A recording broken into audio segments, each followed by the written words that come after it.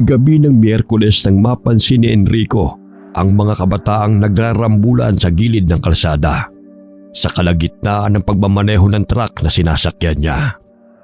Hindi alintana ni Enrico ang pagod na nararamdaman at ang pwedeng panganib na idulot kung sakaling makialam siya sa mga ito. Ipinarada niya muna ang minamanehong truck sa tabi ng daan at saka lumapit sa mga nagkakagulong mga kabataan na tansya niya ay nasa 15 pataas sa mga edad. Habang palapit sa mga ito, bigla siyang natigilan na maglabas ng isang kutsilyo ang isa sa kanila. Pagkatapos itinutok yun sa kalaban. Nahintakutan naman ang kalaban nito na nang magsalita na hinuhaan niya ng miyembro pala ng LGBTQ ang pinupuntirya ng mga ito dahil sa ayos at malamyang galaw. Namagitan na rin siya sa mga ito para hindi na lumala ang gulo. Pero tila walang naririnig ang lalaking may hawak ng kutsilyo. Tila nasa ilalim ito ng impluwensya ng ipinagbabawal na gamot dahil namumula ang mga mata nito. Mariing napalunok na lamang si Enrico at pilit nilakasan ang loob habang nakataas ang dalawang kamay. Nang sumugod sa kanya ang lalaki may hawak ng kutsilyo, mabilis naman niyang nailaga ng mga pag-atake nito. Umanap lang siya ng buwelo para maagaw ang kutsilyo nito at nagawa pang patumbahin. Nang akmang babangon ito, tinadyakan pa niya sa sikmura hanggang tuluyan nang hindi makatayo. Lumapit naman sa kanyang direksyon ang dalawang kasama ng lalaking napatumba niya. Inihanda muli ni Enrico ang kanyang sarili sa pagharap sa mga ito. Nang sabay na sumugod ang mga ito, mabilis niyang naiwasan ang mga pagsugod nila. Pabilis naman niyang natalo ang mga ito at nagawa pa niyang agawin ang mga sandata. Bumangon pa ang mga ito at saka tumakbo palayo. Napalingon siyang bigla nang marinig ang isang ungol na tila nasasaktan. Nang lingunin niya ang lalaki kanina, ay nagulat siya dahil nakahiga ito sa semento habang sapu ang tagiliran na inaagusan ng sariwang dugo. Agad niya itong dinaluhan. May sugat ka. Dadalhin na kita sa ospital. Kumapit ka sa akin. Wala to, kuya. Dapis lang naman eh. Ang mabuti pa umalis ka na. Baka madamay ka pa. Babalik ka mga yun. Tiyak na mas marami na sila. Sino ba mga yun? Ano ba ang atraso mo sa kanila? Kilalang siga ang mga yun sa lugar na ito eh.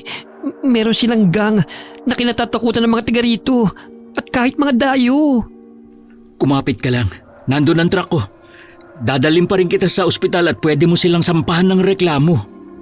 May pakiba mga pulis sa isang puritang katulad ko? Walay, di ba?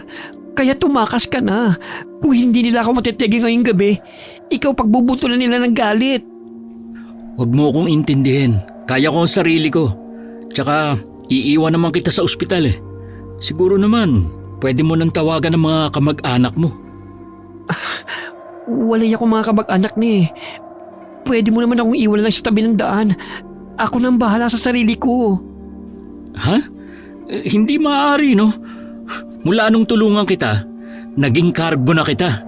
Kaya sa ayaw at sa gusto mo, sa ospital kita dadalhin. Hindi ka lang pala pakialamero. Makulit ka rin pala. Ako na nga nagmamalasakit sa iyo eh. Bakit parang pakiramdam ko meron kang tinatago? Kaya ayaw mong magpadala sa akin sa ospital. Ayaw mo rin ba sa estasyon ng mga pulis tumuloy? Ay, wag na. Sa ospital na lang. Kasi kumikirot pala talagang sugat ko eh. Grabe na. Baka yung katigasan pa ng ulo ang papatay sa'yo. Wag ka nang manermon, pwede? Bago pa sila makaalis sa lugar na yun, nakita pa nilang dalawang pagbalik ng grupo. Gaya ng sinabi ni Danilo, mas marami sila ngayon. May dala rin sila ng iba't ibang sandata. Ang iba nga sa kanila, may dala pang mga tubo. Hinarangan pa ng mga ito ang truck, kaya naman hindi makapagmaniobra si Enrico paalis sa lugar. Lumapit pa ang isa sa kanila at pilit binubuksan ang pinto sa tabi niya. Napatili naman si Danilo nang bumukas ang pinto at undayan ang saksak ang lalaking kasama niya sa may binti. Sinipa naman ito ni Enrico at bumalandra sa kalsada. Agad niyang isinara ang pinto ng truck at saka parang kadang pinasibad ng truck palayo sa lugar na yun. Tila mga langgam naman na nagpulasa ng mga kalalakihan para tumabi. Kahit kumikirot ang sugat, hindi yun inilintana ni Enrico. Malayo-layo na rin ang natatakbo nila, pero wala pa rin siyang natatanaw na ospital. Nang makita ang sugat sa binti, itinabi niya muna ang truck. Kinuha niya ang panyo sa bulsa ng pantalon at saka tinalian ang sugat. Napasulya pa siya sa kasama na bakas pa rin ng takot sa mukha. Dating barangay tanod si Enrico bago siya naging driver ng truck. Likas na sa kanya ang pagiging matulungin sa kapwa. Kaya nang makita niya kanina na may nangangailangan ng tulong, hindi niya matiis na hindi mangialam. Umalis lamang siya sa pagiging tanod nang magkaroon ng kaalitan na kasamahan sa trabaho. Malapit na lang ang bahay ko dito. Mabuti pa dun muna tayo tumuloy. May mga gamot naman ako dun eh. Nakalimutan ko palang banggitin na malayo ang ospital dito sa amin. O sige, ituro mo lang kung saan banda ang bahay mo. Pasensya ka na talaga ha. Pati ikaw nadamay sa problema ko.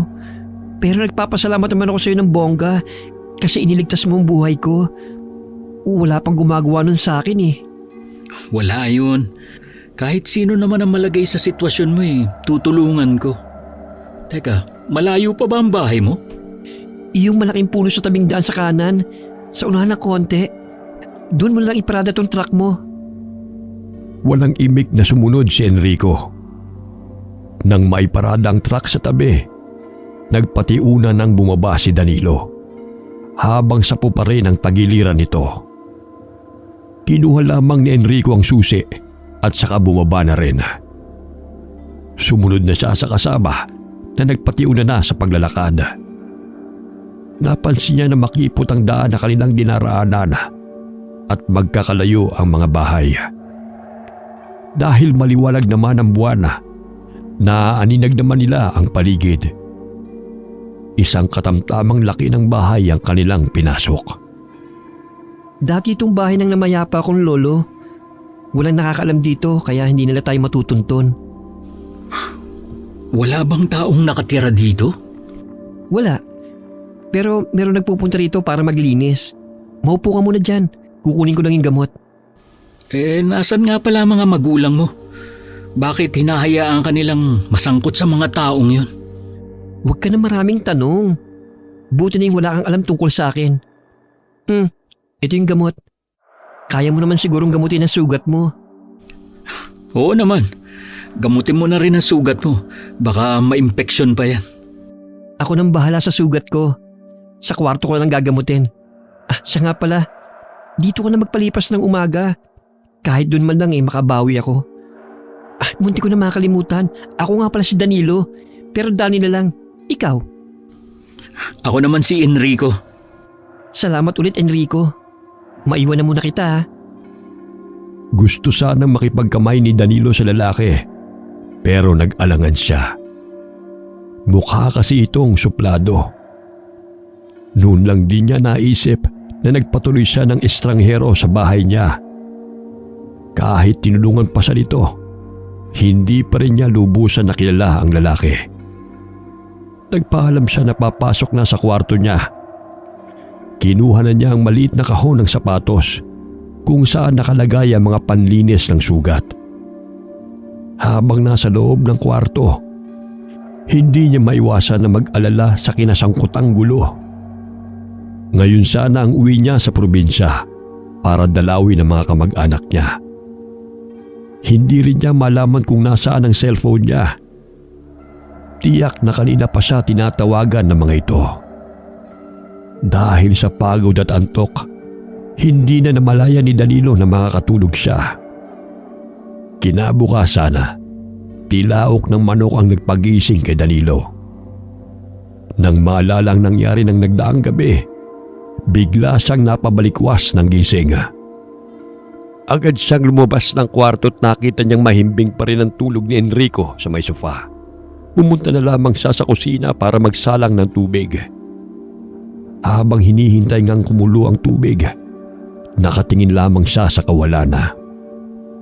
Madilim pa rin ang mga sandaling yun dahil alas 5 pa lamang ng umaga.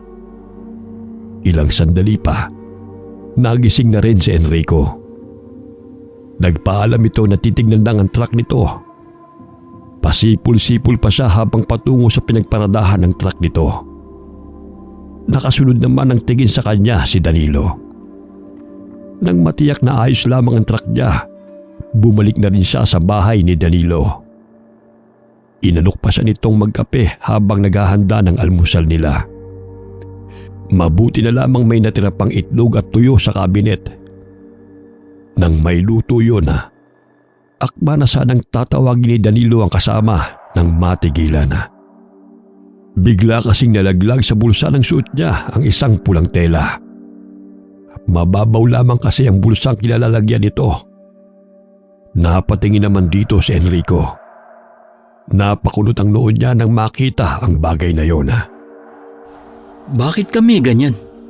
Anting-anting ba yan? Anting-anting nga ito. May alam ka rin pala sa mga ganito?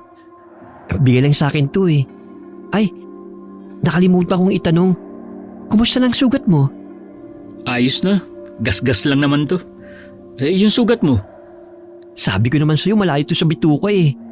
Pwede na nga ulit akong rumampa eh. Meron sana akong gustong itanong eh. Tungkol sa anting-anting mo. Sino nagbigay sa'yo? Ha? Bakit pa interesado ka sa tangan kong anting-anting? Naniniwala kasi ako sa mga anting-anting at sa taglay nitong kapangyarihan. Laking probinsya kasi ako eh. Ganun ba? Ang totoo niyan, galing ito sa lolo ko na isa ring albularyo nung araw. Tanging ito lamang pinamana niya sa akin. Sayang nga lang eh, hindi ko na ipagtapat sa kanya na ang paborito niyang apo, isa palang binabae. Sa totoo lang, nakakatuwa ka magsalita. Talaga bang wala nang pag-asa na maging lalaki ka? Tignan mo nga ako, meron ba namang lalaki na naka-pink na headband at pink din ang damit? Oo nga, wala na nga sigurong pag-asa na maging lalaki ka. Kailangan ko na rin palang umalis kaagad. Tiyak na mananagot ako sa amo ko nito. Kasi hindi ko pa na-i-deliver yung mga furniture sa kliyente namin. Tatawagan ko lang muna si boss ha.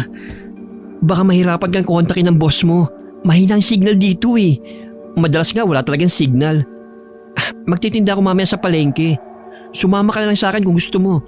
Baka dun makasagap ka ng signal. Sige. Kailangan ko rin talagang makatawag ngayon sa amo ko para maipaliwanag ang nangyari. Baka kasi mawalan ako ng trabaho eh. Naiintindihan ko. Mabuti pa kumain na tayo para makalakad na rin kagad tayo. Nakitulog na nga ako. Nakikain pa ako. Nakakahiya naman sa'yo. Naku, maliit na bagay lang to kumpara sa ginawa mong tulong sa akin. Sige na, kumain na tayo. Nang matapos sila sa pagkain, kahit makirot pa ang sugat, pinilit na rin ni Danilo ang sarili para makapagtinda ng gulay sa palengke. Kailangan niya pang magtungo muna sa pamilihang bayan para kumuha ng mga ititindang gulay sa araw na yon. Bago sila umalis, muling tinignan ni Enrico ang truck niya. Pero ganun na lamang ang gulat niya nang makitang parehong flat ang gulong sa unahan. May malaking hiwa pareho ang mga ito.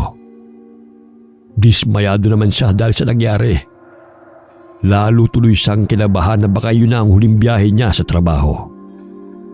Kahit naaawa sa kanya si Danilo, wala naman itong magawa sa nangyari sa truck niya. Pagdating sa pamilihang bayan, agad namang nakontak ni Enrico ang amo. Ngunit matinding sermon ang inabot niya rito. Humingi naman siya ng dispensa sa nangyari.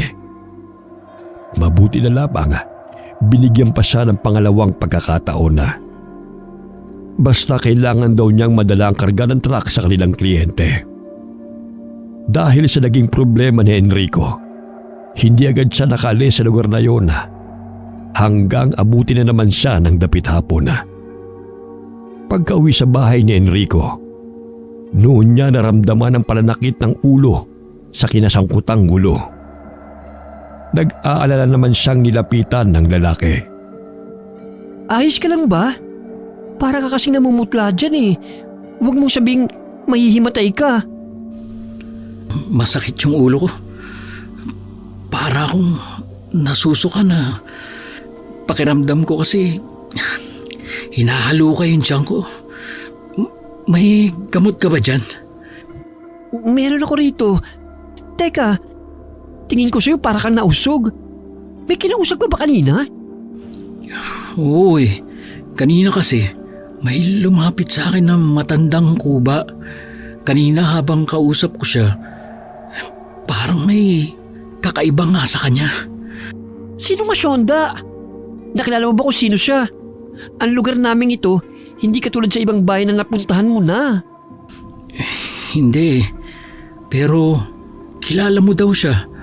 Sa'yo daw siya kumukuha ng mga paninda. Meron pa nga siyang sinasabi kanina pero hindi ko maalala kung ano. Parang wala naman akong natatandang masyondang kumuha sa akin ng paninda. Ano ba itsura ng matandang sinasabi mo? Tingin ko nasa 60 na rin ang edad niya eh. Puti na ang buhok niya. Tsaka kuba nga siya. Sa itsura pala mukhang pangit na eh. Sorry pero wala akong suking masyondang pangit. Malamang siya ang nakausog sa'yo. Napansin ko lang na kakaiba yung titig niya sa akin kanina. Basta, ang hirap ipaliwanag. Baka mamaya hindi lang nausog ng matandang yun. Uso pa naman ang kulam dito sa amin. O kaya yung tinatawag na tatak ng aswang. Talaga? Uso din pala mga ganyan dito? Akala ko sa mga liblib na lugar lang. Pues, uso mga yan kahit saang lugar. Mabuti pa, magpahinga ka lang muna dyan. Kukuha lang ako ng pwedeng ipanggamot sa'yo. Kung hindi mo na itatanong may alam ako kahit papano sa panggagamot. Nang bumalik si Danilo, may dala na siyang pananggalita na may laman ng tubig. Kinuha rin niya ang isang kandila sa eskaparate at saka yun sinindihan. Pinatakan niya ang pananggalita na may lamang tubig. Pagkaraan ng ilang sandali, may nabuo na imahe sa tubig. Para yung imahe ng isang matanda at manika. Nag-usal ng dasal si Danilo habang nakaharap sa kanya. At saka hinipan ng ibabaw ng ulo ni Enrico. Lumipas ang ilang sandaling katahimikan sa pagitan nila bago natapos ang ginagawang panggagamot ni Danilo sa kanya. Gumaan naman ang pakiramdam ni Enrico pagkatapos ang ginawa sa kanya nito. Binigyan pa siya nito ng bala na ginawang kwintas. Anito mainam yon pangontra sa lahat ng uri ng elemento, maging kulam at usog. Gustuhin mang umalis ni Enrico sa lugar na yon, wala siyang magawa dahil walang gulong na pwedeng ipalit sa kanyang truck. Muli sa bahay ni Danilo siya magpapalipas ng gabi. Habang natutulog, nanaginip naman ng masama si Enrico. Napasigaw tuloy siya sabay bangon mula sa pagkakahiga. Pagtingin niya sa labas ng bintana, nagbubukang liwayway na. Bigla namang bumukas ang pinto ng kwarto at inuluan nun si Danilo na pupungas-pungas pa. Bakit ka sumigaw? Pinasok pa tayo? Nanaginip lang ako na masama.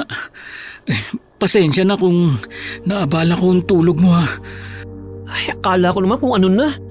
Inabala mo naman ang pamamahinga ko, kaloka ka. Yung matandang sinasabi ko sa'yo, naging laman siya ng panaginip ko. Mas nakakatakot nga lang ang itsura niya. Akala ko talaga natuntun niya ako dito sa bahay mo. Huwag ka na mag-alala. Binigyan na kita ng pangontra, di ba? Hindi na makakalapit sa'yo yung matandang yun kung sakaling gambalain ka niya. Sana nga tigilan na niya ako. Tsaka gusto ko na rin makaalis sa lugar na to eh. Naghihintay na sa akin ang pamilya ko. kapag nagtagal pa ako rito, tiyak na mawawala na ako ng trabaho. Mabuti pa gumaya ka na. May pupuntahan tayo ngayon. Ha? Huwag mong sabihin na babalik ka uli sa bayan. Akala ko ba hindi ka muna magtitinda ngayon dahil may mga taong naniningil sa'yo ng pautang. Wala ka pa kamong ipambabayad. Sa dami ko kasing iniisip, nakalimutan ko na ang tungkol dun. Tsaka, hindi naman yun ang gagawin natin eh. Habang hinihintay natin kung kailan maayos ang truck mo, puntahan muna natin ang lola ko na nagpalaki sa akin. Bakit tayo makikipagkita sa lola mo? Tatanungin lang natin siya kung kilala niya yung matandang sinasabi mo. Hindi natin pwedeng ipawalang bahalang ginawa ng taong yun.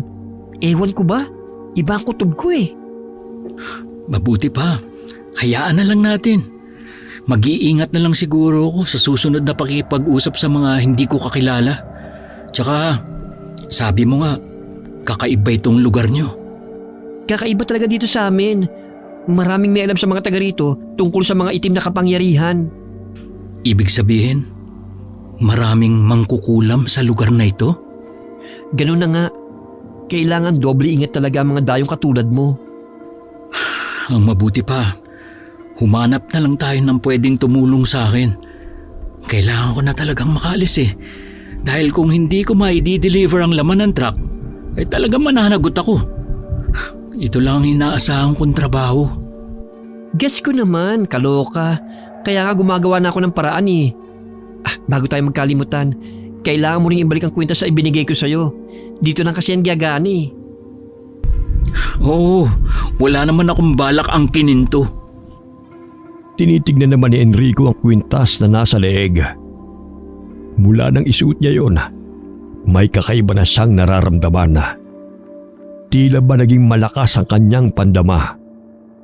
Baka may orasyon din yung taglay. Nang umagang yon, tinignan niya muli ang truck. Tiniyak na nakalak yun bago iniwan. Halos galugarin na niya ang buong lugar para makahanap lang ng taong tutulong sa kanya para mapalitan ang 2 gulong. Sa kanyang pagkadismaya, malaking halaga ang hinihingi sa kanya ng taong nahingan niya ng tulong. Magmumula daw kasi sa kabilang bayan ang gulong na ipapalit sa truck niya. Dahil sa pag-aasikaso sa truck, hindi na rin siya sumama kay Danilo sa pupuntahan nito. Gabi na nang maayos ang gulong ng truck. Gustuhin man niyang umalis na, tila may kung anong pumipigil sa kanya. Naisip niya na baka isa yung babala. Kaya naman nagpasya siya na kinabukasan na lamang umalis. Maaga din siyang gumayak at gano'n na lamang ang gulat niya nang mauna pang sumakay ang binata. Oh, bakit ka sumakay? Huwag mong sasabing sasama ka sa akin. Magpasalamat ka lang na sasamahan kita ngayon. Gusto ko kasing ligtas ka makaalis sa lugar namin. Hindi na kailangan, no? Sa totoo lang, ang laki na ng utang na loob ko sa'yo. Magmula nang ginamot mo tong sugat ko, pati na ang pagpapatuloy mo sa akin sa bahay mo. Kaya ko na ang sarili ko. Huwag ka na makipagtalo pa. Gusto ko lang talagang ligtas ka makabalik sa pamilya mo. Tingin ko, meron kang hindi sinasabi sa akin. Nasa panganib ba ang buhay ko? Sabi ko nga sa'yo, iba ang lugar namin. Kahit yung susunod na bayan, maraming may alam tungkol sa itim na kapangyarihan. Ako, mahirap na. Hindi ka taga rito. Salamat ha. Hanggang sa pag-uwi ko inaalala mo ang kaligtasan ko. Oh, ano pa hinihintay mo? Gora na tayo. Nakangiting pinaandar ni Enrico ang makina ng truck niya. Tsaka niya minaniobra patungo sa destinasyon na paghahatiran niya ng mga furniture na karga nito. Habang daan, pareho silang walang kibo. Nang sulyapan niya ang kasama, nakatingin lamang ito sa labas ng bintana. Dahil may kalayuan din ang lugar na pupuntahan, malapit nang dumilim nang marating nila ang furniture shop na pakay. Pagdating doon, pinagalitan pa si Enrico ng may-ari ng shop. Dahil sa nangyaring pagka-delay ng kanyang pagdating, humingi naman ng dispensa si Enrico at nagpaliwanag sa nangyari. Sa huli, kumalma na rin ang matandang lalaki at tinanggap ang paghingi niya ng dispensa. Ilang sandali lang, katulong ang mga tauhan ng shop, ibinaba na nila ang furniture sa truck. Mabuti na lamang nandoon pa ang mga tauhan dahil tiyak po problemahin pa niya ang pagbaba ng mga iyon. Ilang araw na kasing hindi pumapasok sa trabaho ang kanyang pahinante. Nang matiyak na wala ng problema sa mga na-deliver, sumakay na ulit sa truck si Enrico. Binuksan pa niya ang radyo para hindi siya antukin sa pagmamaneho. Nang sulyapan niya ang kasama, mahimbing na itong natutulog. Madilim na rin sa kanilang dinadaanan. Wala man lang kahit isang poste ng ilaw. Ang tanging tumatanglaw sa kanila ay ang ilaw ng truck na minamaneho. Nang makaramdam ng tawag ng kalikasan, inihinto niya muna ang truck sa tabi at saka bumaba. Hindi pa man niya na ibababa ang zipper ng suot na pantalon nang magsitaasan ang balahibo niya sa batok. Ramdam niya na may mga matang nakatingin sa kanya. Pag-angat ng kanyang paningin, isang nakakatakot na nilalangang nasa taas ng puno ang nakatunghay sa kanya. Ah! Danilo! Danilo! May aswang! Gumising ka! Ha? Nasaan? Doon! Sa taas! Sa taas ng puno! Nakakatakot ang anyo niya. Parang may dugo pang tumutulo sa bibig niya. Mabuti pang umalis na tayo sa lugar na ito. Baka tayo pang gawing hapunan ng aswang na yan. Oo, alis na tayo. Ayaw pa umandar nitong truck. Ha? Kumuha ka ng paraan. Hindi tayo pwede magtagal sa lugar na ito. Umandar ka. Pakiusap naman, makisama ka naman ngayon. Diyos ko po, huwag niyo pong hayaan na mapahama kami. Marami pa po akong gustong gawin sa buhay ko. May balak pa po ako sumali sa mga beauty pageant balang araw. Yes! Umandar na rin sa wakas. Salamat naman. Ay, ano yun? Parang may kupalubog sa taas ng bubungan ng truck. Ay, bilisan mo! Baka nasa taas lang ang aswang. Bibilisan ko ang patakbo ko para mahulugan nila lang na yun. Mabuti na lamang walang ibang sasakyan sa kalsada. Teka, nasa na ba tayo? Ay, hindi. Nandito pala tayo sa sinasabi ng pugad ng mga aswang. Bakit mo naman naisipan na dito dumaan? Paano ko malalaman na delikado palang dumaan dito? Eh, tulog ka. Kaya wala akong papagtanungan eh. Siguro lumiko ko sa magkasangang daan, no? Tama nga ako.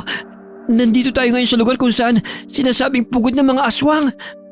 Kapag minamalas ka nga naman, tama nga talaga sabi nila. Walang may dudulot na maganda kapag may kasama kang bakla. Mula na magkakilala tayo, puro kamalasan na lang nangyari sa akin eh. Ano ka mo? Malas ako? Aba, sinabi ko bang makialam ko sa akin nung gabing yun, ha? Ikaw naman kusang tumulong sa akin, ha? Tapos ngayon, ako ang sisisi mo sa mga kamalasan mo sa buhay? Kaloka ka, ha? Naghahanap buhay lang naman ako para sa pamilya ko. Bakit kailangan ko mapasok sa ganitong gulo? Hindi ko alam kung naniniwala ka sa tadhana. Pero nakatakda talaga magtagpo ang mga landas natin. Kailangan ko makauwi ng ligtas sa pamilya ko. Ano man mangyari. Oo na, makakauwi ka ng buot ligtas sa pamilya mo. Manalig ka lang. Puntahan natin yung albularya na kakilala ko. Diretso mo lang ang daan na yan. Tapos lumiko ka sa kaliwa pagdating sa dulo. Wala na tayong pupuntahan pa. Kung gusto mo, ikaw na lang ang pumunta sa kakilala mong albularya. Makinig ka sa akin. May palagay ako kahit saan ka magpunta, susundan ka ng aswang na yun. May palagay akong matandang kuba na nakausap mo ay nilagyan ka niya ng tatak para masundan ka kahit saan ka magpunta. Gusto mo ba kapag umuwi ka sa inyo, pati pamilya mo madamay? Natigilan naman si Enrico sa kanyang narinig. Bahagya pa niya itong sinulyapan bago ibinalik muli ang tingin sa harapan ng kalsada. Ayaw niyang mapahamak ang pamilya at madamay sa kamalasan na dala-dala niya. Kaya naman sumama na siya kay Danilo sa bahay na sinasabi nitong albularya. Sa isang makipot na daan at halos puro punong naglalakihan ang nasa tabi. Isang maliit na bahay na yari sa tabla at kahoy ang nakita nilang nakatirik sa malawak na solar. Unang bumaba si Danilo. Binuksan niya ang tarangkahan na yari sa kawayan at saka nagpatiuna ng pumasok. Nilingon pa siya dito at sumenyas na sumunod dito. Kumatok si Danilo sa nakapinid na pinto. Bumukas naman yun at lumabas ang isang matandang babae na hanggang bewang ang mahabang buhok. Kapansin-pansin din ang suot nitong medalyona. Hinagod pa si Enrico ng mapanuring tingin bago pinapasok sa loob ng bahay. Tahimik naman na inilibot ni Enrico ang buong bahay habang naghahanda ng maiinom ang matandang babae. May nakasabit na iba't ibang uri ng lumang agimat sa apat na sulok ng bahay ng albularya. Nang bumalik ang matandang babae, naupo na rin si Enrico sa tabi ni Danilo. Bakit bigla kayong napasugod ng ganitong oras ng gabi? Saan kayo galing ng kasama mo, Danny? Huwag mo sabihin ng lalaking ito ay nobyo mo. Naku po, nagkakamali po kayo ng iniisip. Pamilyadong tao po ako. Ako po si Enrico, kaibigan ni Danny. Tama po siya. Nandito po kami para humingi ng tulong sa inyo. May palagay po kasi ako na nalagyan ng tatak ng isang matandang kuba tong kaibigan ko eh. Kung hindi po siya nausog, malamang po ay natatakan siya ng aswang para sunod na biktimahin. Kanina po may nakita akong aswang. Hindi po kaya hanggang dito nasundan niya kami. Ay, tama nga ako kung ganon. Nung dumating kayo, alam ko na agad na may nakasunod sa inyo na hindi nating kauri. Huwag kayong mag-alala. Ligtas kayo sa pamamahay ko. Kahit sino naman po ang nasa kalagayan ko, hindi matitiis na hindi tumulong. Kaya po nung makita kong kinukuyog ng mga kabataan tong si Danny, hindi na po ako nagdalawang isip na tumulong. Hindi ko lang po akalain na aabot sa ganitong sitwasyon ko. Akala ko sa mga malalayong probinsya lamang ang mga aswang. Kahit pala sa mga ganitong lugar. Maaari. O di kaya kauri din niya. Malakas ang pangamoy ng mga aswang. Mas gusto rin nilang pag-agawan ng isang biktima na para bang pinakamasarap na putahe na kanilang matitikman. May kargada ka naman kaya hindi ka nila basta-basta magagalaw. Ibinigay ko nga po ang anting-anting na yan para maging proteksyon niya. Pero dito lang yan sa lugar na ito gagana. Kapag nakauwi na siya sa kanila, mawawala na ng bisa ang kwintas. Ano ba ang tulong na gusto niyong ibigay ko sa inyo? Gusto na po niyang umuwi sa pamilya niya eh. Kaya lang po, nag-aalala ko sa kanyang kaligtasan. Malaki po ang utang na loob sa taong to eh. Iniligtas po niya ang buhay ko. Malaki ang utang na loob mo sa taong ito? Bakit? Nasangkot ka na naman ba sa isang gulo? Ilang beses na kitang sinabihan na umiiwas sa gulo at mamuhay ng tahimik. Tignan mo tuloy, may dadamay pang ibang tao dahil sa iyo. Akala ko ba uuwi ka sa probinsya nyo para makaiwas sa gulo? Hindi nga po natuloy dahil nga po sa may nangyari. Kahit sino naman po ang nasa kalagayan ko, hindi matitiis na hindi tumulong.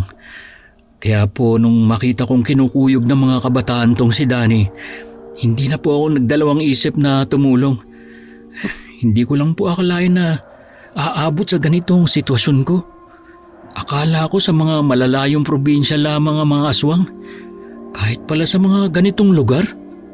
Kahit saan merong mga kababalaghan na nangyayari. At higit sa lahat, hindi lang tayong naninirahan sa mundong ito. Ano ba ang trabaho mo at napadpad ka sa aming lugar? Driver po ako ng truck.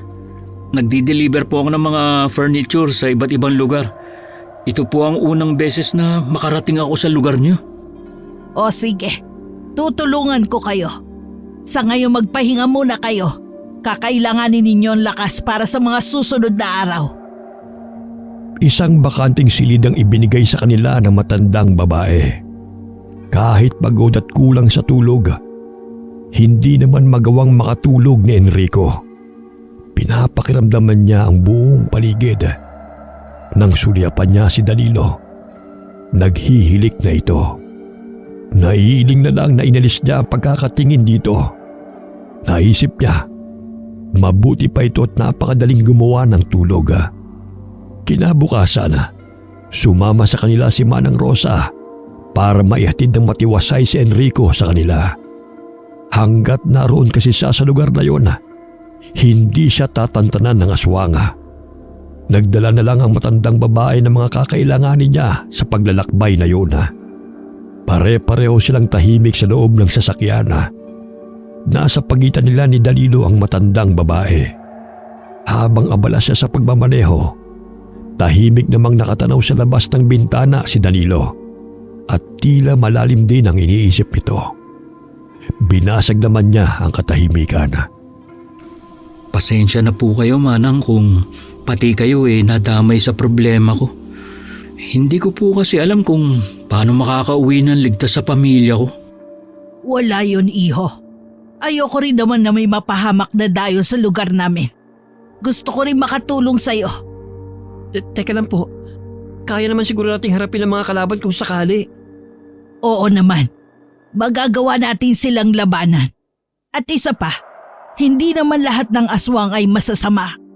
Meron din sa kanilang mabubuti at pinipiling mamuhay ng tahimik. Baka pwede ko silang kausapin na hayaan nang makauwi si Enrico sa pamilya niya. Baka kilala nila ang nagbigay sa'yo ng tatak. Pwede po kaya sila mapakiusapan?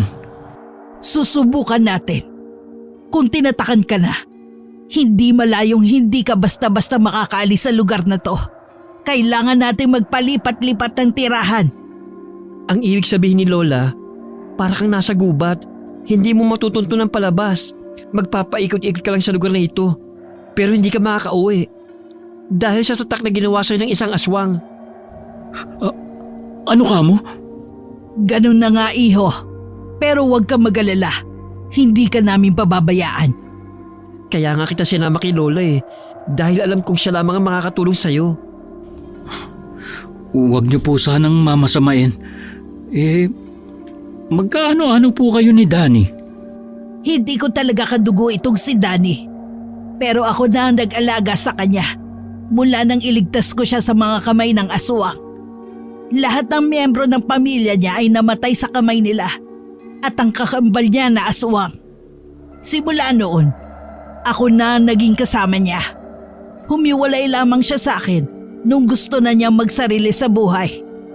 Talaga po? May kakambal na aswang si Danny? Oo, iho.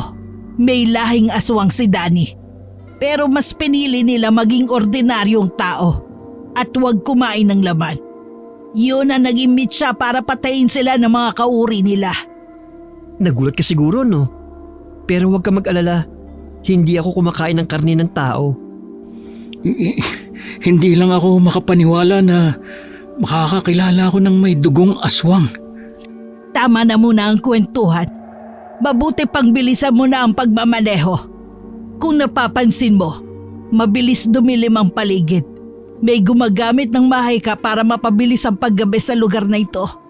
Mukhang nasasabik na silang ihanda ka sa hapunan nila. Huwag ka matakot. Hanggat kasama natin si Lola, walang magagawa ang mga aswang sa atin. Habang nagmamaneho, bigla na lamang tumigil ang truck. Napatingin bigla si Enrico sa mga kasama na nagtatanong ang tingin sa kanya. Sinabi niya na naubusan sila ng gasolina. Napilitan silang magpalipas ng gabi sa loob ng truck. Habang lumilipas ang gabi, kung ano-anong makapanindig na balahibo ang kanilang naririnig sa paligid. Kaya naman buong magdamag nagising sila. Kinabukasan, maaga silang naghanda. Iiwan na lamang nila doon ang truck. Mabuti na lamang ay may signal sa lugar. Nagawa pang magpadala ng mensahe ni Enrico sa asawa na hindi kaagad siya makakauwi. Mabuti na lamang, sanay na ang asawa at mga anak na ilang araw siyang hindi nakakauwi dahil sa klase ng trabaho niya. Mabuti na lamang may nagdaan na tricycle sa lugar na yun.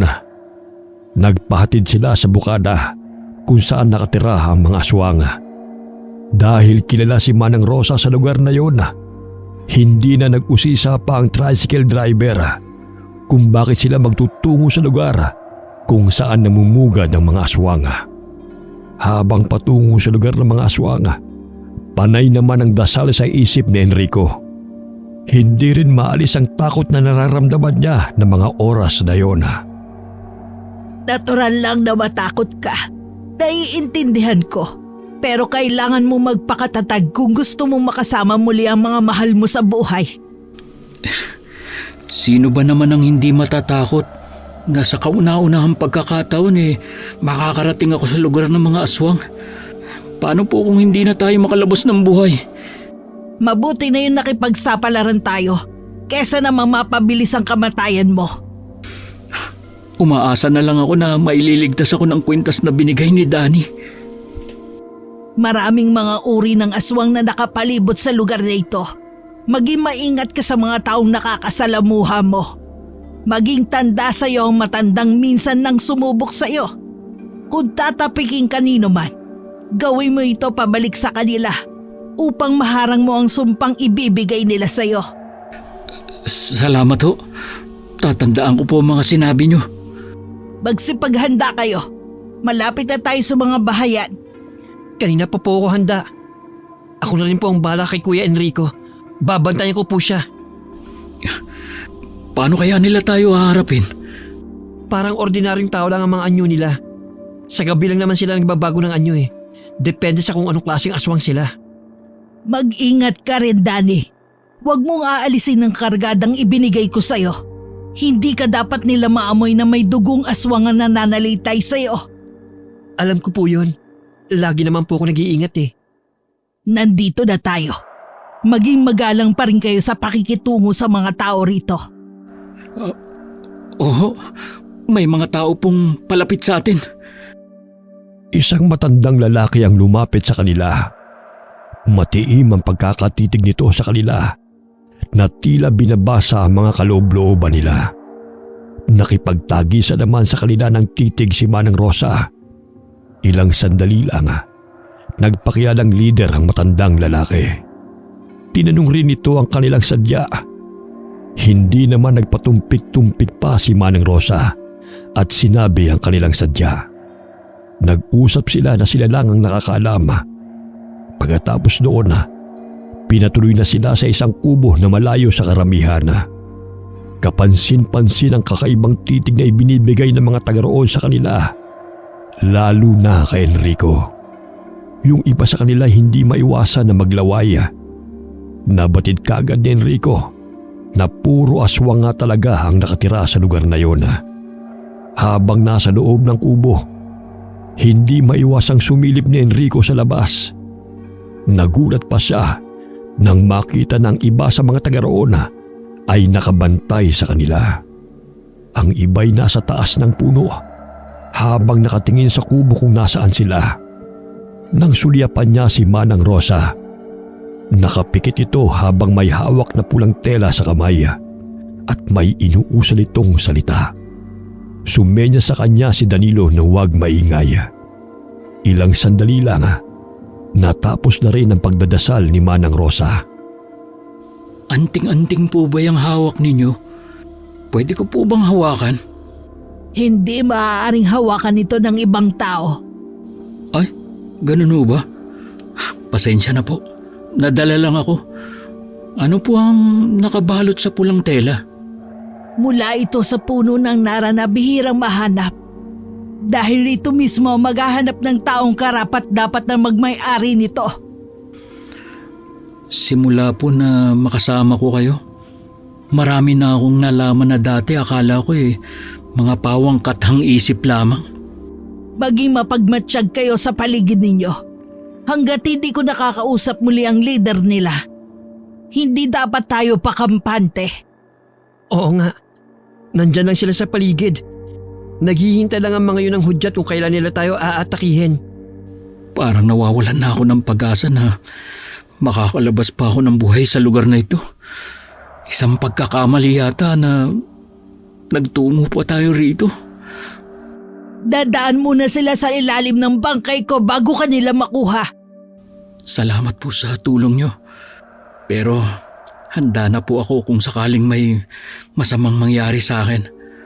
Pero lalaban po ako hanggang sa huli. Huwag ka munang mag-isip ng kung ano-ano. Hindi pa naman natin alam ang kanilang gusto. Kung may hihingin silang kapalit, ibibigay natin ang kanilang gusto. Alisin lang nila ang tatak na ginawa ng kasamahan nila sa'yo. Parang masisiraan na ako ng bait sa lugar na to eh. Walang dapat sisihin dito kundi... Sisisihin mo na naman ako? Tinutulungan na nga kita para makabawi lang ako sa'yo eh. Tapos galit ka pa rin? Sinabi ko naman sa'yo, hindi ko kasalanan kung sadyang pakialamero ka lang talaga. Hindi naman ako humingi ng tulong sa'yo noon eh. Ikaw tong kusang tumulong sa akin. Sana nga hindi na lang kita tinulungan noon. Magiging aral na sa akin to, na hindi basta-basta mangingialam sa away ng ibang tao. Huwag na kayo magtalo pa. Wala rin namang mangyayari kung magsisisihan pa kayo. Naupo na lamang si Enrico sa dingding habang malayo ang tingin. Si Danilo naman tumahimik sa isang sulok habang pasulyap-sulyap kay Enrico. Hindi niya maiwasan na maawa rito dahil batid niyang iniisip lamang ng lalaki ang kanyang pamilya. Hindi rin niya maiwasan na makonsensya dahil alam niyang siya ang dahilan kung bakit napunta sa ganong sitwasyon ng lalaki. Naging maayos naman ang pananatili nila sa lugar na yon. Hanggang na mga oras na yon, hindi pa rin nakikipag-usap muli sa kanila ang leader. Nagawa na rin nilang lumabas ng kubo at makapaglakad-lakad sa paligid. Katulad ng araw na yon, nagawa ng lumabas ni Enrico at maglibot-libot. Dahil nalibang sa paglalakad, hindi na niya namalayan na napalayo na pala siya. Nang luminga-linga siya, napapakamot na lamang siya sa ulo dahil hindi na niya alam kung paano babalik sa pinanggalingan. Sa di kalayuan, nakarinig siya ng alulong ng aso. Biglang nagtaasan ang kanyang balahibo sa katawan. Napatras din siya nang makarinig ng mga angilan sa paligid. Napakaripas na lamang siya ng takbo sa isang direksyon. Sa malaking puno, biglang lumabas doon si Manang Rosa at Danilo. Manang Rosa? Ano pong ginagawa niyo dito? Ikaw dapat ang hindi gumagala rito. Hinahanap ka namin. Akala ko ginawa ka na nilang pagkain. Nainip kasi ako kaya naisip kong mag-ikot-ikot muna. Kanina narinig ko ang pag-alulong ng isang aso. Pero may palagay ako na hindi yun pangkaraniwan na aso lang. Ikaw kasi, basta ka lang gumagala mag-isa. Alam mo naman na nasa delikado tayong lugar. Nawala kasi sa isip ko eh. Hindi na umimik si Manang Rosa. Iginiya na lamang silang umalis na sa lugar na yon. Nang malapit na sila sa kubo, hinarang sila ng 3 kalalakihan. Masama ang pagkakatingin ng mga ito sa kanila. Parang gusto na silang kainin. Umakbang pa ang mga yun papunta sa kanila nang biglang dumating ang leader nila. Itinaboy niya ang 3 at saka sila hinayaan ng dumaan. Nang gabing yun, masinsinan silang kinausap ni Manang Rosa. Patawarin niyo ko, pero sa tingin ko hindi ka nila balak pakawalan. Ano pong ibig niyo sabihin? Kailangan na nating makaalis sa lugar na ito sa lalong madaling panahon. Paano po tayo makakaalis dito? May paraan pa ba? Hanggat may tangan tayong anting-anting, hindi nila tayo magagalaw. Yun ang dahilan kung bakit buhay pa rin tayo hanggang ngayon. Hindi ko na yata makakasama muli ang pamilya ko. Huwag kang mawalan ng pag-asa. Naniniwala ako na makakabalik ka sa pamilya mo. Kailangan nating planuhin ang pag-alis natin dito. Napansin nila na laging nakabantay sa kanila ang mga taga roon. Tila ba alam ng mga ito ang kanilang planong pag-alis. Tuwing may nakakasalubong si Enrico, lagi niyang hinahawakan ang kwintas. Napansin niya na hindi makalapit ang mga ito sa kanya. Isa sa mga babaeng nakatira doon ay laging nakatingin sa kanya. Tansya ni Enrico ay nasa mahigit 40 pa lamang ang edad nito. Mukha namang mabait ito. Kaya lamang tila takot na takot. Minsan nagkasabay sila nito sa pagsasalok ng tubig sa may balon. Nginitian niya ito pero umiwas lang ng tingin. Ako na ang magsasalok ng tubig para sa'yo. Ako nga pala si Enrico. Tawagin mo na lang akong Tere. Bakit hindi pa kayo maalis? Ha? May kailangan kasi kami sa leader ninyo. Pero parang hindi niya kami mapagbibigyan eh. Hindi kasi maaaring paboran ni Ama ang mga dayong tulad nyo. Ama mo pala ang leader dito? Oo, magaling siyang leader sa maliit naming komunidad. Sana hindi kayo ang maging dahilan para magalit sa kanya ang mga kauri namin. Hindi kita maintindihan, Tere. Hindi ba gusto mong mawala ang tatak na ginawa sa'yo ng isa naming kabaro? Oo, dahil hindi rin kasi ako makakaalis sa lugar na to kung hindi yun mawawala.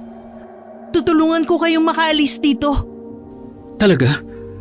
Ngayon pa lang, nagpapasalamat na ako sa'yo. Huwag ka muna magpasalamat.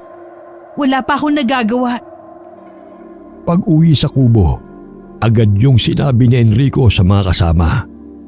Kahit si Danilo'y nagulat sa kanyang mga sinabi, si Manang Rosa naman ay nanatili lamang na tahimik. Tila mayroon itong ibang iniisip. Hindi po ba kayo natutuwa dahil may tutulong sa atin? Hindi mo ganun kakilala ang babaeng yun para magtiwala ka agad. Nakalimutan mo na ba ang billing ko? Tama ang lola. Hindi ka dapat nagtitiwala sa babaeng yun. Baka meron siyang masamang balak sa atin. Hindi ko na alam kung ano ang dapat paniwalaan. Huwag kang magmadali. May tamang panahon para sa lahat ng gagawin natin. Magtiwala ka lang sa akin. Ilang araw pa lamang sila sa lugar na yun. Pero pakiramdam ni Enrico ay taon na silang namamalagi doon. Madalas din siya magtungo sa may balon. Nagbabaka sakaling makita niya si Teresita. Pero ibang babaeng naabutan niya roon. Nang magtama ang kanilang mga mata, pakiramdam ni Enrico ay nakita na niya ang babae. Pamilyar din sa kanya ang mga mata nito. Bata pa ito at maganda kumpara sa mga babaeng nakatira doon. Ba't ganyan ka makatingin? Wala naman. Nagkita na ba tayo dati? Malabong nagkita na tayo dati. Buong buhay ko, hindi pa ako nakakalabas sa lungga na to. Ganun ba? Balita ko, bihag kayo dito. Bakit malaya pa rin kayo nakakaikot? Ang totoo niyan, kusa kaming pumunta dito. Wala ba kayong ideya kung anong klaseng mga taong nakatira sa lugar na to? Alam namin. Pero gusto ko pa rin makipagsapalaran. Kailangan ko kasing makabalik sa pamilya ko. Alam ko na. May kalahi namin ang naglagay sa iyo ng tatak. Hindi ka nga talaga makakauwi sa inyo. Kung sakali man, para mo na rin ipinahamak ang pamilya mo. Yun na nga eh. Gustong gusto ko nang umuwi pero ayoko naman mapahamak ang pamilya ko kung sakali. Pasensya ka na. Wala akong maitutulong sa inyo.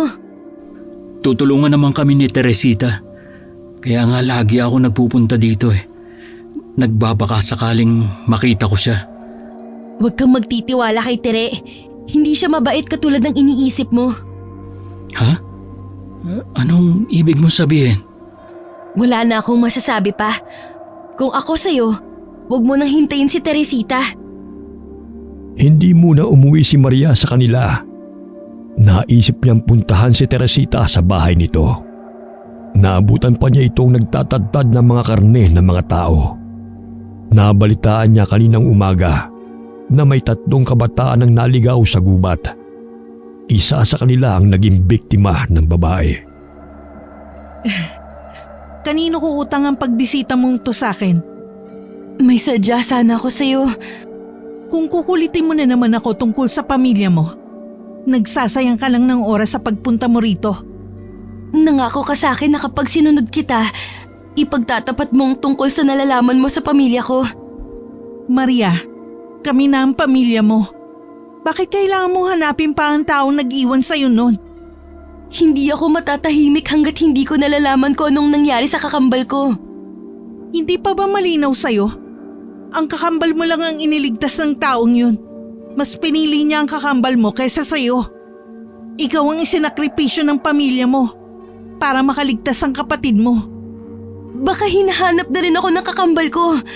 Baka katulad ko, nangungulila rin siya sa akin. Baka nga hindi niya alam na may kakambal siya.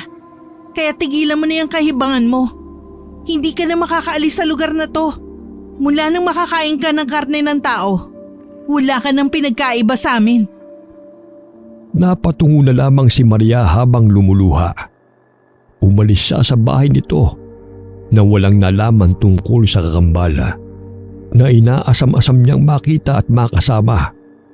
Samantala, ng mga oras na yon, may kung anong lungkot na nararamdaman si Danilo habang nakatingin sa kalangitan.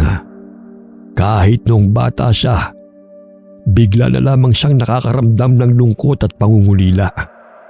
Minsan pa nga, bigla na lamang siyang naiiyak nang hindi niya alam ang dahilan. Sumasagi minsan sa isip niya na baka yun ang nararamdaman ng kakambal. Noon pa kasi, malakas na ang pakiramdam niya na maaaring buhay pa ito. Pero ilang beses na rin na sinabi ni Manang Rosa na malabong mangyari na buhay pa ang kanyang kakambal. Ano iniisip mo? Ha?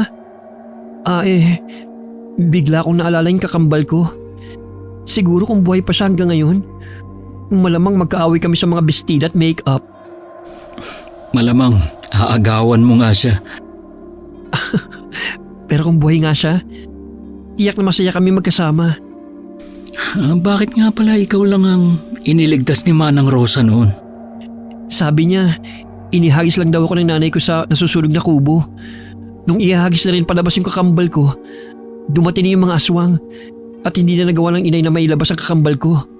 Nakita pa ni Lola nang kalad ka rin palabas sa nasusunog na kubo ang mga magulang ko at umiiyak yung kapatid ko. Ilang taon kayo nung mangyari yon? 3 taon pa lang, kaya wala rin ako maalala. Pasensya ka na noon kung nasisi kita. Nadala lang ako ng galit at takot na baka nga hindi ko na makita pa ang pamilya ko. Wala yun, naiintindihan naman kita eh. Salamat naman at hindi ka tuluyang nagalit sa akin. Sa pag-uusap nilang yun ni Danilo, tuluyan nang nawala ang inis niya rito. Naaawa pa nga siya nang malaman ang kwento kung paano napahiwalay ito sa pamilya. Tinapik pa niya ito sa balikat para ipabatid na naroon lamang siya para dito. Nang gabing yun, napakaalinsangan ng panahon. Silang dalawa lamang ni Danilo ang nasa kubo. Lumabas kasi kanina si Manang Rosa para kausapin ang lider ng mga aswanga. Hanggang na mga sandaling yun ay hindi pa rin ito bumabalik. Ang tagal naman ni Manang Rosa bumalik. Ano ba ang mahalagang pinag-uusapan nila? Ngayon lang siya natagalan sa pakikipag-usap sa lider ng mga aswang. Hindi maganda ang kutob ko. Sana naman walang masamang nangyari sa kanya. Kilala ko si Lola. Hindi yun basta magagapi ng mga aswang. Sana naman makagawa na nga ng paraan si Manang Rosa. Gusto ko na talaga makaalis sa lugar na to Hindi lang ikaw naiinip na makaalis na dito. May iba nga pala ako. Hindi ba sabi mo tutulungan tayo nung Teresita? Oh, hindi ba siya nagpapakita sa'yo? Huwag na tayong umasa sa kanya. Mukhang tama kayo. May ibang plano ang babaeng yun. Yun din kasi sabi ni Maria Maria? Sino naman yun? Taga rito din siya. Halos kaidaran mo nga lang siya Talaga? Ang pagkakataon nga naman, Maria din kasi ang pangalan ng kakambal ko Talaga? Maganda nga siya kumpara sa ibang kababaihan dito. Basta, may kakaiba sa kanya na mahirap ipaliwanag. Ikaw Oh, nandito na pala ang Lola. Bakit ngayon lang po kayo? Ay, mahaba kasi ang naging pag-uusap namin. Ano po? Pumayag na siya? Tayo lang dalawa ang pinapayagan niyang umalis. Gusto nilang maiwan dito si Enrico. Ho? Bakit naman po? Nais ka nilang maging katulad nila. Gusto nilang maging aswang din ako? Oo, gusto kasi nilang magparami ng lahi nila sa'yo. Ano po ang sinagot niyo? Hindi ako pumayag. Aalis tayo ng sama-sama sa lugar na ito. Bago yun, kailangan mo nang mawala ang tatak na ginawa sa'yo. Salamat po. At hindi niyo hinayaan na mangyari ang gusto nila. Ano ka ba? Hindi gagawin ni Lola yun. Tsaka, parang pamilya na tayo dito. Kahit kailan ka lang namin nakasama. Salamat sa inyo. Naging masalimuot man ang nangyari sa akin. Pero nagpapasalamat pa rin ako. Dahil kayong nakasama ko sa ganitong sitwasyon. Naku, tama na nga ang drama na ito. Baka mamaya magkakaiyakan pa tayo rito. Nang sumunod na gabi, napansin ni Enrico at Danilo ang kakaibang ikinikilos ni Manang Rosa. Malimit itong tumingin sa kalangitan, partikular sa buwan. Pakiramdam ni Enrico ay may pinaplano ito na hindi sinasabi sa kanila. Mula kasing dumating sila sa lugar na yon, kalmado lamang ito. Hindi man lang siya kinakikitaan ng takot. Samantalang siya, walang maayos na tulog lagi. Pakiwari nga niya, malaki na ang ibinawas ng timbang niya. Nang sulyapan niya si Danilo, abala ito sa paglalagay ng mga palamuti sa may kahabaan nitong buhok. Kinabukasan, nagpunta ulit siya sa may balon para mag-igib ng tubig na gagamitin nila. Naabutan niya roon si Maria. Ngumiti siya rito, pero blankong tingin lamang ang iginanti nito. Hindi pa rin kayo nakakagawa ng paraan kung paano makakaalis dito? Hindi pa eh. Habang tumatagal kayo dito, lalong nalalagay sa panganib ang mga buhay nyo. May tiwala ako na makakaalis din kami dito. Ang lakas naman ng bilib mo sa sarili mo. Hindi naman. Sadyang may tiwala lang ako sa mga kasama ko. Lalo na kay Manang Rosa. Manang Rosa? Oo. Hindi ka ba nagtataka kung bakit hindi kami magalaw ng mga kasama mo? Dahil may alam siya kung paano kayo malalabanan. Isa ba siyang antingero? Oo. At isang albularya. Maaari kaya niya akong matulungan? Mukhang nag-iba ata ihip ng hangin . Seryoso ako. Gusto kong humingi sa kanya ng tulong. Anong klaseng tulong ang kailangan mo? Gusto ko kasing makaalis sa lugar na to. May gusto kasi akong hanapin. Sino? Sino ang gusto mong hanapin? Ang kakambal ko. Ano? May kakambal ka? Oo. Nagkahiwalay kami ng mga bata pa lamang kami. Siya lang nailigtas noon ng isang kaibigan ng nanay namin. Anong pangalan ng kapatid mo? Danilo ang pangalan ng kapatid ko. Hindi maaari. Ang pagkakataon nga naman. Anong binubulong mo dyan? May palagay ako na kilala ko ang kapatid mo. Ano? Kilala mo ang kakambal ko? Nasaan siya ngayon? Sabihin mo! Kailangan ko muna makatiyak kung tama nga ako. May balat ako sa bandang puso. Ganon din siya. Yun ang palatandaan namin. Hindi ako sigurado kung meron din siyang balat. Nakikiusap ako sa'yo. Dalhin mo ako sa kanya. Ang tagal kong pinanabikan na makaharap ang kakambal ko. Pero, di ba aswang ka? Oo, pero napilitan lang ako na kumain ng karne ng tao. Dahil sa panlilinlang ni Teresita. Sabi niya kasi, sasabihin niya sa akin ang nalalaman niya tungkol sa pamilya ko. Pero nagsinungaling lang siya sa akin. Kailangan ko munang kausapin si Danilo sa bagay na ito. Nandito siya? Kasama mo siya? Oo, kasama ko siya. Nakikiusap ako. Gusto ko siyang makita. Hindi makapaniwala si Enrico na siya pa mismo ang makakakilala sa inaakalang namatay na kakambal ni Danilo. Tulala pa siya nang bumalik sa kubo nila. Nadatnan niyang nag-uusap ang dalawa Ngumiti pa si Danilo nang makita siyang parating. Hindi naman alam ni Enrico kung paano sasabihin dito ang natuklasan. Bakit ang tagal mo naman bumalik? Oh, nasaan ang tubig? Nandun pa sa may balon. Anong pinag-uusapan niyo? Si Lola na magpapaliwanag sa'yo. Humanda kayong dalawa.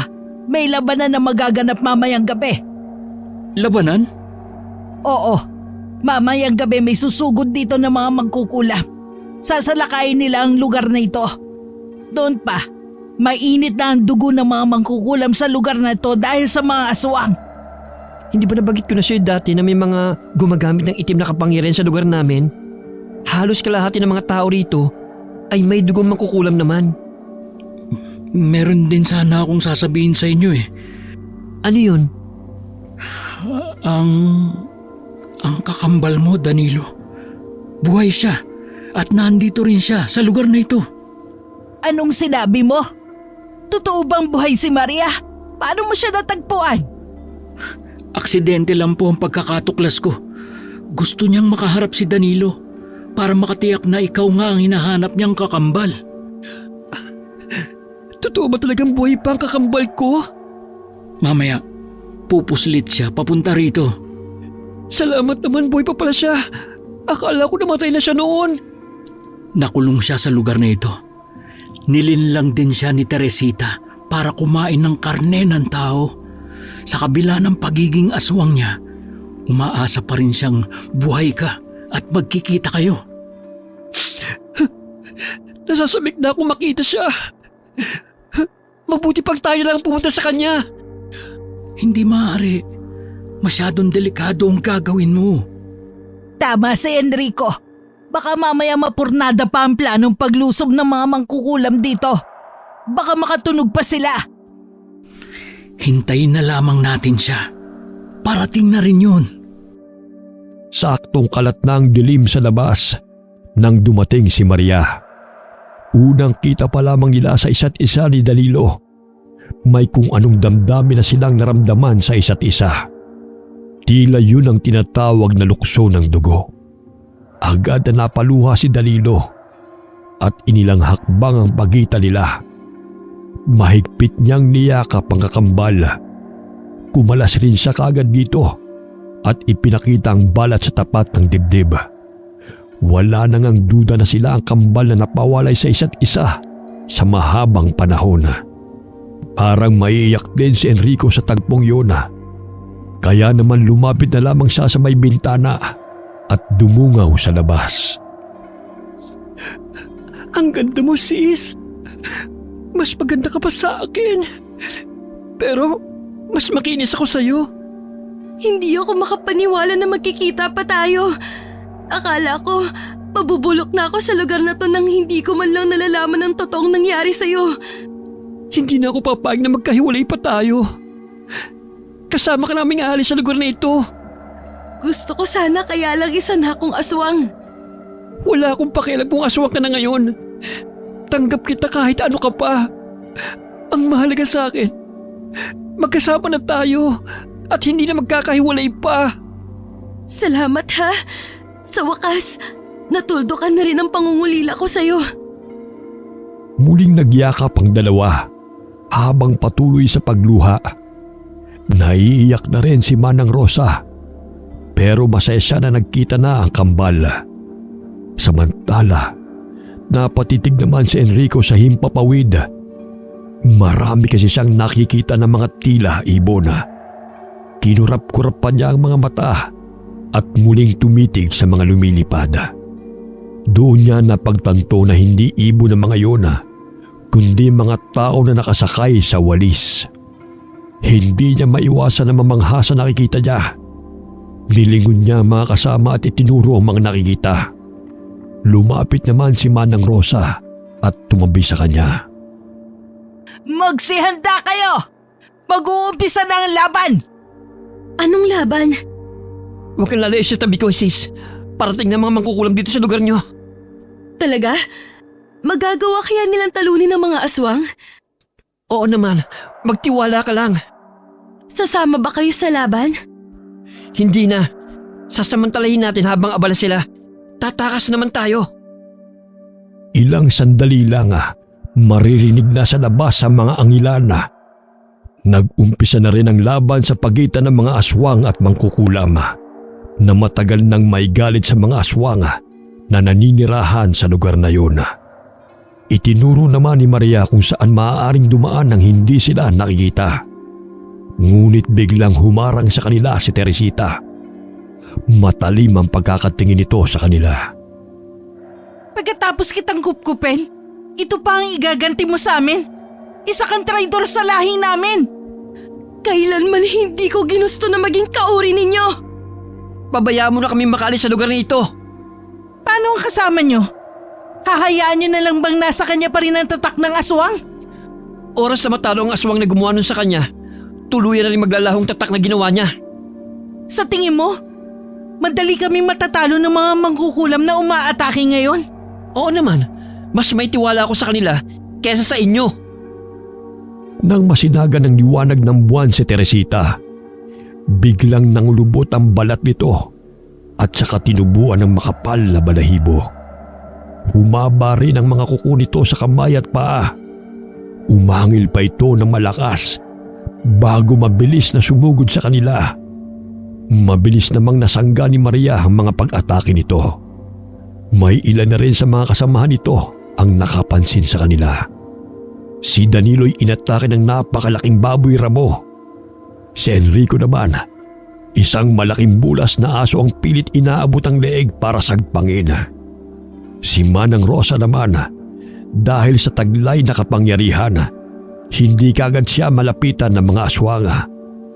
Maliban kasi sa pagiging albularya at antingera, may dugong mangkukulam din siya na lalong nagpalakas sa kanyang kapangyarihang taglay. Nagpambuno sina Teresita at Maria. Dahil mas higit na bata at mas malakas ang huli, nagawa nitong talunin si Teresita. Pagkatapos tinulungan naman ni Maria ang kakambal na makawala sa mga aswang na kumukuyog dito. Nang matalo nila ang mga kalaban, dagli na rin silang umalis sa lugar na yun sa pangunguna ni Maria. Itinuro niya sa mga kasama kung saan pwedeng dumaan. Kasalukuyan pa rin naglalaban ang grupo ng mga mangkukulam at mga aswang sa lugar. Malayo-layo na rin ang nalalakad nila nang maisipan nilang magpahinga muna. Malayo pa ba, sis? Oo, pero kapag nakarating naman tayo sa susunod na baryo, ligtas na tayo.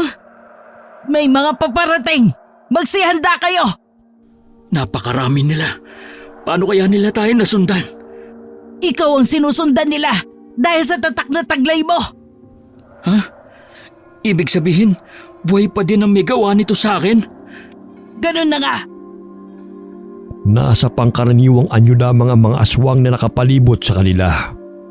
Lahat sila'y naglalaway na tila mga asong ulol. Mapupula at nanlilisik din ang mga mata nila sa pagkakatingin sa kanilang lahat. Tinawag pang traidor ng isa sa kanila si Maria. Si Manang Rosa ang humarap sa kanila. Kahit may edad na ang matandang babae, maliksi pa rin itong kumilos. Namangha si Enrico sa pinamalas nitong galing sa pagkipaglaban. Nang matiyak na wala na ang mga kalaban sa paligid, muli silang nagpatuloy sa pagtakas sa lugar na yon. Tumigil sila sa isang malaking puno. Sinabihan din sila ni Manang Rosa na maghawak kamay lahat. Umusal din siya ng orasyon na tanging siya lamang ang nakakabatid. Bago pa makahuma si Enrico, nagsidatingan na muli ang mga aswang na humahabol sa kanila. Ngunit sa kanyang pagtataka, tila hindi sila nakikita ng mga ito.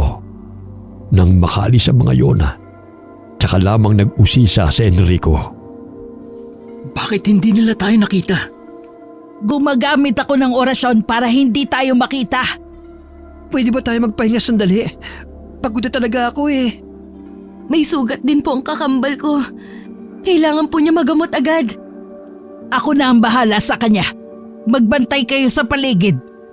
Hindi ba delikado na magtagal pa tayo dito? Delikado pa rin dahil teritoryo pa rin namin ang lugar na to. Pero kailangan muna natin gamutin ang sugat ng kakambal ko. Malalim ang sugat mo sa braso, Danny. Itatali ko muna para maampat ang pagdurugo. Kaya mo bang maglakad, Dani? Pwede rin naman na buhatin kita. Ayos lang ako. Kaya ko na maglakad mag-isa. Konting panahon na lang, makakasama mo na ang pamilya mo. Salamat sa inyo. Utang ko sa inyo ang lahat. Huwag ka munang magpasalamat. Hanggat hindi nawawala ang tatak sa'yo, hindi ka pa rin ligtas.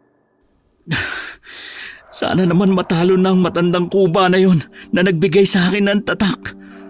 Kilala ko ang matandang kuba na tinutukoy mo. Gawain na niya talagang lagyan ng tatak ang mga dayo na kukursunadahan niya. Nandito ba siya? Oo, dito rin sa lugar namin siya namamalagi. Ako na mismo maghahanap sa kanya. Babalik ka doon? Delikado yung iniisip mo. Kahit pamatalo ng mga mangkukulam ang ibang mga aswang dito, hanggat buhay ang matandang kuba na yon, hindi ako makakawala sa binigay niyang tatak. Tama si Enrico. Mauna na kayong dalawa. Sasamahan ko lang siya para matapos na ang suliranin na kinakaharap niya. Pero huwag mo nang hahayaan na magkahiwalay kayong dalawa. Walang nagawa ang magkapatid kundi ang sumunod sa sinabi ni Manang Rosa. Batid naman ni Danilo na hindi siya makakatulong dahil sa kalagayan niya. Habang tumatagal, kumikirot lalo ang sugat niya. Nasundan pa ng tanaw ng kambalang papalayong sina Manang Rosa at Enrico. Nang mawala sa paningin nila ang dalawa, saka lamang sila naglakad palayo. Samantala, marami pang nakasalubong ng mga kalaban sina Manang Rosa at Enrico. Mabuti na lamang malaking tulong din sa kanya ang suot na kwintas para hindi kagad siya maubusan ng lakas. Malapit na sila sa kubo kung saan sila tumigil ng ilang araw nang mapansin nila ang mga nagkalat na katawan sa lupa. Ang ilan sa nakahandusay ay sinisibasib ng mga aswang. Halos bumaliktad ang sikmura ni Enrico sa nasasaksihan. Hindi maganda ito. Mukhang matatalo ang mga mangkukulam na umatake rito. Ano po ang gagawin natin? Kailangan na nating makita ang aswang na nagbigay sa'yo ng tatak. Hindi na nakasagot pa si Enrico nang makarinig sila ng malakas na angil sa bandang likuran nila. Paglingon nila, ang matandang nakilala niya noon na nagbigay sa kanya ng tatak ay nasa harapan na nila ngayon. Bahagya namang nakaramdam ng takot si Enrico dito. Mabangis kasi ang anyo nito habang nakangising nakatingin sa kanya. Mukhang nakikilala rin siya nito. Mabilis sila nitong sinugod. Tinamaan ng mahahabang kuko nito ang kaliwang dibdib ni Enrico. Napaigik na lamang siya habang sapo ang sugat. Agad naman siyang dinaluhan ni Manang Rosa. Ayos ka lang ba, iho? Opo, ang lakas niya. Ang kwintas ko, nawala. Baka napatid nang atakihin ka niya. Ibinigay pa naman yun ni Danny. Tsaka mo na isipin ang tungkol sa bagay na yan. Harapin muna natin siya. Kahit matindi ang kirot na nararamdaman sa sugat, tumayo na rin si Enrico. Umusal naman ng orasyon si Manang Rosa. Nang muli itong umatake, nagawa nilang umiwas. Makailang beses ding nasugatan si Enrico bago nila nagapi ang kalaban. Ipinaubayan na rin niya ang pagpaslang dito kay Manang Rosa. Yun lang kasi ang tanging paraan para mawala ang tatak na ibinigay nito sa kanya. Pagkatapos doon, umalis na rin sila roon kahit hindi pa tapos ang laban sa pagitan ng mga aswang at mga mangkukulam. Sa wakas, natapos na rin. Umuwi na tayo. Tsak na hinihintay na nila tayo. Sa bahay ni Manang Rosa sila tumuloy. Nagbubukang liwayway na makauwi sila. Masaya naman silang sinalubong ng kambala. Ginamot naman ni Danilo ang mga sugat ni Enrico. Grabe, buti na buhay ka pa sa lagay nito. Masamang damo eh. Pero sa totoo lang, sobra kami nag-alala sa inyo. Natalo niyo ba yung matandang nagbigay sa'yo ng tatak? Oo, si Manang Rosa ang tumapo sa kanya. Sa wakas, makakauwi ka na sa pamilya mo. Sila ang dahilan kung bakit hindi ako nawalan ng pag-asa na malalampasan ko rin ang pagsubok na to sa akin. Isa na lang ang problema ko. Ano naman? Malamang pag-uwi ko, wala na akong trabaho. Yun lang ba? Naku, sigurado naman makakahanap ka pa rin ng trabaho eh. Oo naman, pero hindi na siguro truck driver. Nadala na ako. Baka mamaya kung saan pa ako mapadpad. Itinadhana talaga na magtagpo ang mga landas natin. Biruin mo, sa dami ng taong pwedeng tumulong sa akin, ikaw pa talaga. Nagpapasalamat pa rin ako dahil kayo ang nakasama ko. Gusto ko rin magpasalamat sa'yo. Ikaw ang naging tulay para muli kami magkasama ng kakambal ko. Maraming salamat sa'yo, Kuya Enrico. Tatanungin ko habang buhay ang ginawa mong tulong. Wala yun. Masaya ako na pagkatapos ng maraming taon, magkasama na kayo. Nagpasalamat din si Enrico kay Manang Rosa sa mga naging tulong nito sa kanya. Kinabukasan din, binalikan niya ang truck kasama ang kambal na may dalang gasolina. Bago sumakay sa truck, niyakap muna ni Enrico ang kambal. Kumuway pa siya sa mga ito bago minaniobra ang truck papalayo sa lugar na yun. Gaya ng inaasahan, tinanggal na siya sa trabaho ng boss niya. Pero imbis na malungkot, tinanggap na lamang niya ng maluwag sa dibdib niya ang nangyari. Nagpasalamat na rin siya dahil hindi siya nito nireklamo dahil ilang araw ding hindi nakauwi ang pag-aari nitong truck. Ikinuwento rin niya sa asawa ang naging karanasan sa lugar kung saan may nakatirang mga mangkukulam at mga aswang. Sinabi rin niya na sa kabila ng nakakatakot na karanasan na yun, nakakilala siya ng mga mabubuting tao sa katauhan ng kambal at ni Manang Rosa. Isang karanasan na hindi niya makakalimutan at maaari din niyang ikwento balang araw sa kanyang magiging apo. Wakas.